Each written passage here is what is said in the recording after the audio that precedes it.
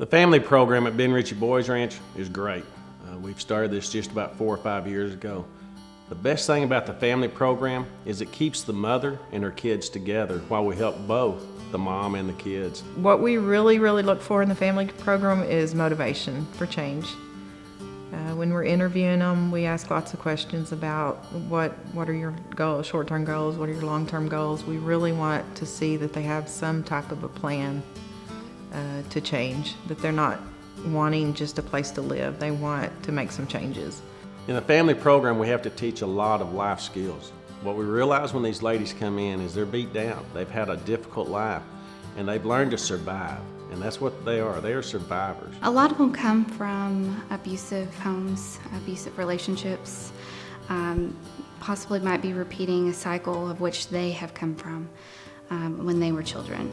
And some of them are just haven't been able to make it on their own. They've tried their hardest, and financially it's tough being a single mom. Probably the largest part of the program, and I would say the most difficult part of the program, is the budgeting for the moms. Most of them have not ever learned how to manage their money, and a lot of times that's why they're in the situations they're in. So we do a budget each month, and we sit down and do our necessities first and do our debts first, and then what's left over they have to spend on themselves and the children.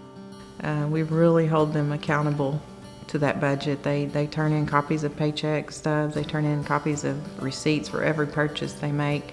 When they leave our program, they are able to get bills paid on time, understand priority versus want, and what are those needs for the month, and having put some savings into their savings account, so it's there for a rainy day.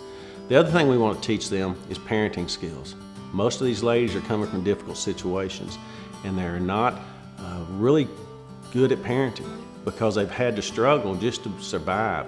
And sometimes they've lost those parenting skills, or they may have never had them to begin with. So we work with them on parenting and teaching them ways to deal with the anger that their children have because of the pressure they're under in their life.